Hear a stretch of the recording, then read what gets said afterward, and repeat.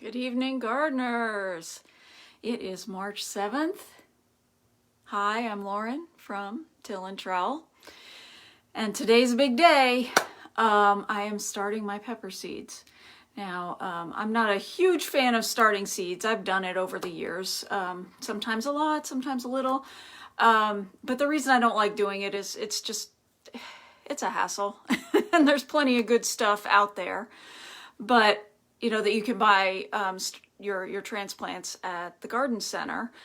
But this year I want to plant a couple of different kinds of peppers that I really don't think I'll find at the garden center. So that's what I'm planting today. First type, these, I don't know if you can read it, whether it's flipped, but they're Shishito Peppers. Shishito peppers are these little finger-like peppers, and they serve them at tapas. You kind of stir fry them with a little oil and salt. And the other one I want to start is, this one is called Cubanelle, which is a sweet pepper. I listened to a foodie type of podcast, and they were raving about how good they taste. Cubanelle peppers. So that's what I'm starting. I'm going to start 4 plants of each. And now is the time. We are in zone 6A, which means that our last freeze is usually around April 20th or so, the average last freeze. So obviously I can't predict when it's going to be, but that's a good, 50-50 shot. So it says on the back here, I need my reading glasses, start pepper seeds indoors in peat pots about 8 weeks before the last expected spring frost. Well, 8 weeks from now is the middle to the end of April. So, right now. See, timing is really important with starting seeds. Yeah, I could wait another week. It probably won't make that much of a difference, but if I started them in January when I got these seeds, I would have been, had these healthy plants and no place to plant them yet. Anyway, well, let's get started. Okay, I'm going to show you my setup and how I plant my seeds and what my little seed starting section of the basement is. I use for my light, let me show you the light. It is a cheap shop light. Woo! I think I got it at Walmart. And it's just fluorescent. I don't do anything super fancy. I just use the fluorescent shop light. I think it costs like $12.97 or something a couple years ago. I was really excited when I found out you can use that. My medium that I'm planting in is a seedling mix. I got this stuff. It's called Black Gold, and it's an organic seedling mix. It makes sense to use a seedling mix that tends to be a little finer grained and easier for seedlings to grow in, and sometimes they mix in some extra ingredients that benefit seedlings and seed starting. Seedlings need humidity and moisture, so this stuff needs to be able to retain moisture well. Put that aside. And here is my setup. Da, da, da, da, which you probably saw from over there. These are plant starters, or seed starters that I got from Garden Supply Company a number of years ago, probably close to 20 years ago. And they're made out of styrofoam.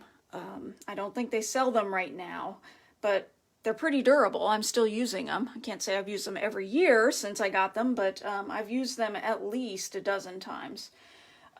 They come... At the time they come in, when I bought them, I got different configurations. They're all this size, but the number of cells are different.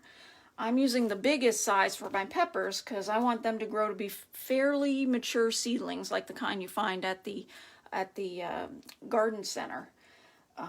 So basically you pack the medium in here, and I'll show you how I do that. But I got one done ahead of time just so you didn't have to watch me do it twice. Next layer down is this wicking fabric. It's moist. It is saturated with water. That's how you set it up. I'll show you on the other one. I really can't show you here, but there are holes in the bottom over here. And so the water will wick up from underneath. It's got a little platform here. I don't know if you can actually tell that that's water, but I've got about a ½ inch of water here in the tray, and you can see that the wicking fabric kind of hangs down and draws the water up and keeps the bottom moist, and that helps keep the seedlings moist. So that one's already done. Let's put together the next one. All right, here are all my parts. So this is another six unit pack. And as you can see, there are holes in the bottom. That's how the water travels up into the potting medium. I think I'll move my seeds out of the way because I'm going to need some space. And here is the wicking fabric. It's dry right now. I need to moisten it to get started. The tray itself is lined with a thin plastic layer that just rests in there, and you know, the whole thing is styrofoam. It's, as you can see, it's a little beat up, been well, and I even had a piece fall off right now. Yeah, it's probably time for these to get retired. Okay, so this is the platform. Now one side, as you can see, doesn't have a lip, whereas these have a lip. This is a little cutout that can help you when you fill the bottom with water. That's how you water these things. You fill it with water and fill the reservoir below. So first, got my handy dandy tub trug with some water in it. I'm gonna saturate the wicking fabric.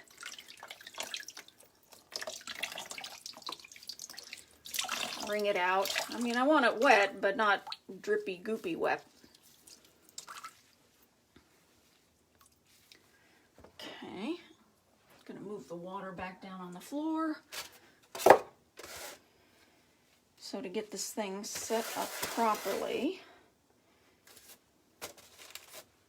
basically lay it here. You can see that it's longer. It's shrunk a little while it was dry. It's got a little debris from previous plantings on it. But the challenge with this is that the roots tend to grow into the wicking fabric a little bit. So, and then make sure the fabric flaps over so it can dip in the water. As I said, I have some water here in my tub trug. This is how you can use a tub trug, sort of like a watering can. I put in about ½ to ¾ of an inch of water in the bottom. And then I basically just set the platform in. And that doesn't have to change from now until I have my seedlings. Next, we need the potting material. When I did the first one, I realized it takes quite a bit. This used the entire 8-quart bag. This second one here that I'm doing, I went out this afternoon and got another bag of it. I actually got 16 quarts. And since it's fresh, it's actually still kind of moist. The other bag I had dried out completely, and you need to moisten your growing medium, because you know it's one of those things like a dry sponge takes a while before it can actually absorb water. You know, the water might at first just run off and not soak in. Similar with this potting material. So this is moist enough to go in the compartments. So I'm basically unafraid to get my hands dirty. Now once it's in there, I don't think you can see what I'm doing. Now that you know where I'm getting my soil from, I'm basically putting it in there, and I want to pack it down. It doesn't have to be, it has to be pretty firm, but it doesn't, you know, you don't have to kill yourself you know, shoving it down in. You want it to be a fairly firm unit of soil. When it comes time to planting these seedlings, these transplants, what you do is kind of pop them out through the holes. That's another thing with having it a little moist. It's not falling out the holes. You can see some of it has, but not the whole thing. It's not like it's emptying out.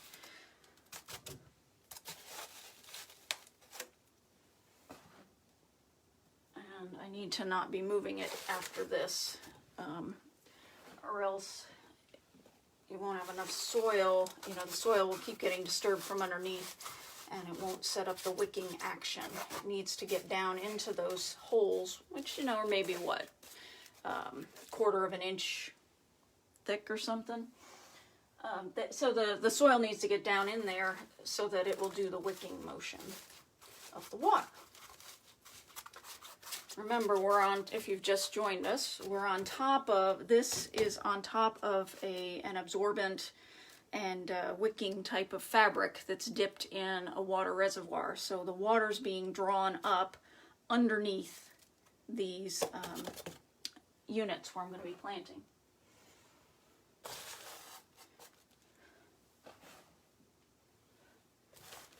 Just got one more to fill. After this,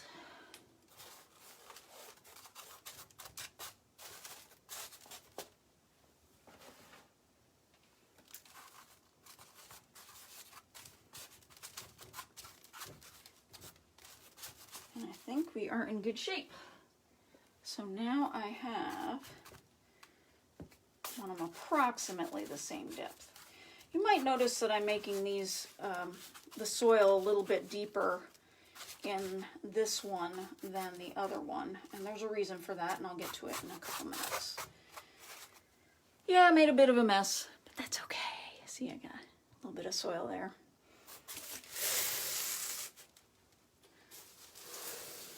As with many, many things, the prep is like 90% of the work. The planting is pretty straightforward. I made some handmade labels. And I think I'm going to start with the Cubanelle since I already opened that package. Always label. You are not going to remember. And if I were to switch these or turn them around or anything, I'll have no idea what's what because they're symmetrical and they look the same. So we will put the Cubanelles here. Handmade, you know, fancy labels. Used the bottom of a tofu container and sliced it up, and I got 8 nice labels out of that and just wrote with them on Sharpie. So, Cubanelle. These are fresh seeds for this year, so I am expecting all of them to germinate. Therefore, I only need 4 seeds. How about that? So, I don't know if you can see that well enough. They look like every other pepper seed, but the shishito seeds are going to look very similar. And put it in about 1/2 inch down.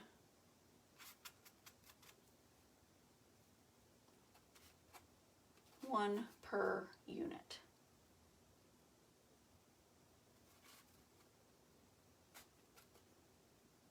And there you go. In you go, Cubanelles. And Godspeed. In other words, I hope they grow. But now I know where they are, so if 3 of them came up and 1 didn't, I'd know that that seed was a dud and I have to replant. Now we have our Shishito Peppers.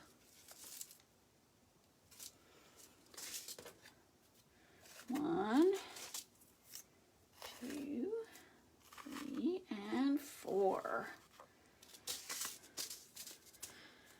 Okay, so on the package, I don't think I mentioned it before, the planting tips, it says peppers are long season heat-loving annuals which require transplanting to reach full maturity in most areas.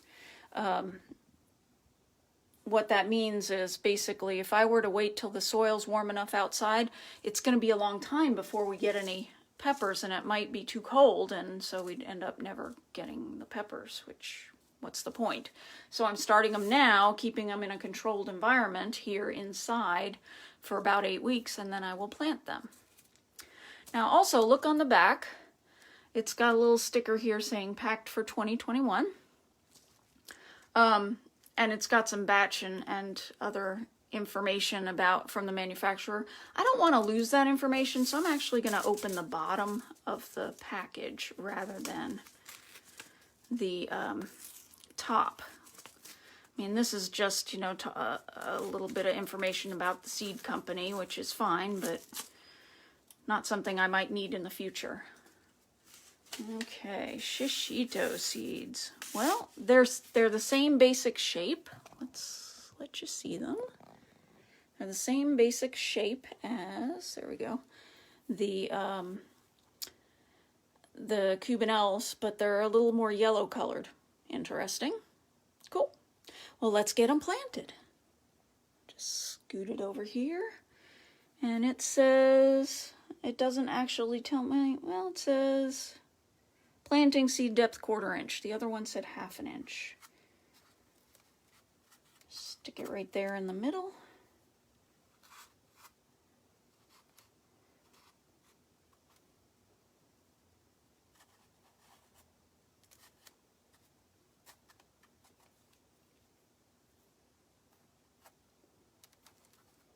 Down they go. We are all set. And that's all I wanted to plant today. I have 4 remaining spaces, and I'm not sure what I'm going to do with them. Since I am starting seeds, might as well use the extra spaces, or I didn't need to put soil in them. But I went ahead and put the soil in anyway, and I'll figure something out. I'm planning to do tomatoes, but I'm hoping that the tomatoes that I want to do, San Marzanos, I was able to get transplants at the garden center near me. Let's get that camera a little better. I was able to get the San Marzanos at the garden center, so I didn't really need to start them from seed. So, what else do you need to know about starting them? Well, first of all, they need moisture, and they need consistent moisture, particularly starting out. These seed startings kits originally came with this nice little greenhouse that I can just fit right over it. How about I show it to you right here? It started out clear many, many moons ago, but yeah, it hasn't aged well, let's put it that way.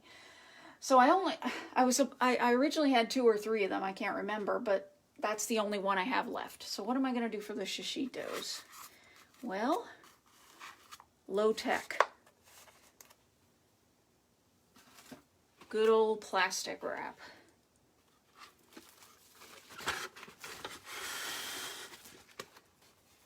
That's about right. Let's take a little extra, tear this baby off.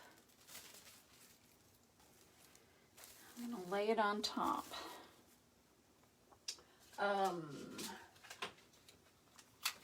And I'm just going to tape it down. Now it doesn't need to have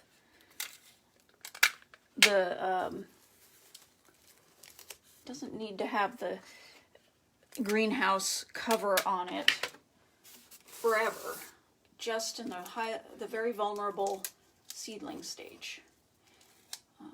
If they dry out, the seedlings will just croak. They'll just keel over in no time. So super important. This is also the reason why I put the dirt a little, it's not dirt, it's potting material, seed starting mix, a little bit lower and didn't fill it as deep. So that there's enough room for the sprout to come up and grow a little bit before I'm forced to take off the cover here. This one, it has the extra space here to grow, and you know, after they're tall enough to actually touch this, they won't need the greenhouse anymore. So that's, we got our greenhouse squared away. However, I want a little bit more water, particularly on this one because this mix is a little drier. Here's a little tip that I stumbled upon. I use, it's an old dish soap container with a squeeze bottle to water my seeds and seedlings. I can keep it full and come down here and just pick up and water and be done. Of course, I taped this down before, and I really ought to water it. So let me get a little more water on there, because the seed is going to absorb some, and it needs to stay moist. All right, there we go. Okay, almost done.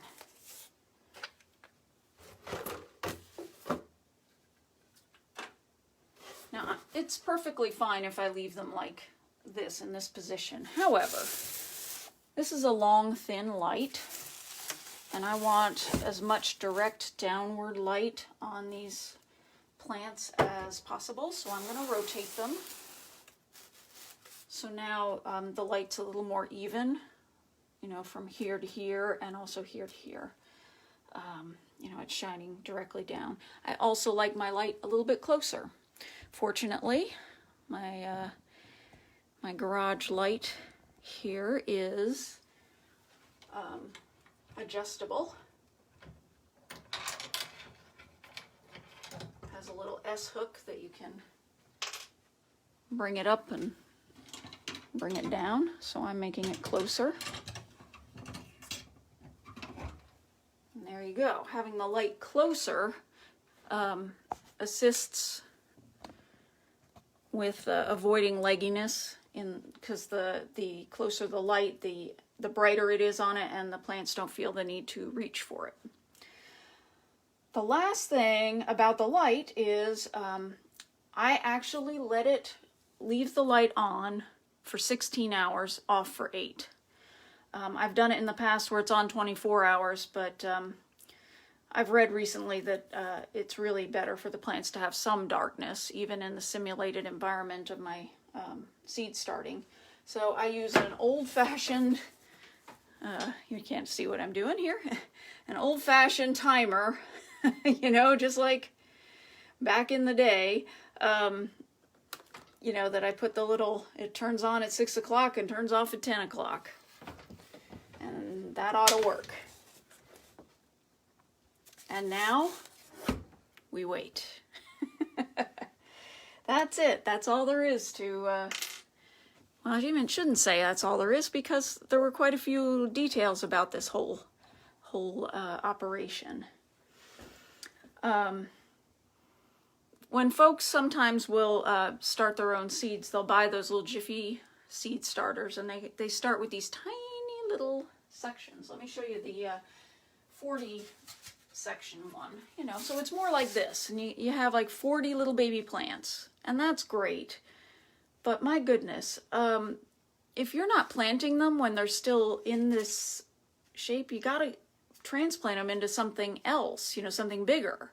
Like the little seedling gets too big, and you gotta poke them out and then transplant them into a bigger cup, and then that takes more space, and that gets a little freaky after a while, because then you got to figure out, how am I gonna do this? Do I need more light? And you know, look at these two take up the majority of my light, these two seed starters, so I don't have a lot of extra space. So anyway, that's why I've done one seed in each one of these. It seems awfully large, but I won't have to transplant it until they're ready to go in the ground. So my maintenance chores will be to check on it every day, give them water if they need it, make sure they're still moist, and check the reservoir here underneath, because that water will evaporate and also be wicked up into the seed soil compartments and water the plant.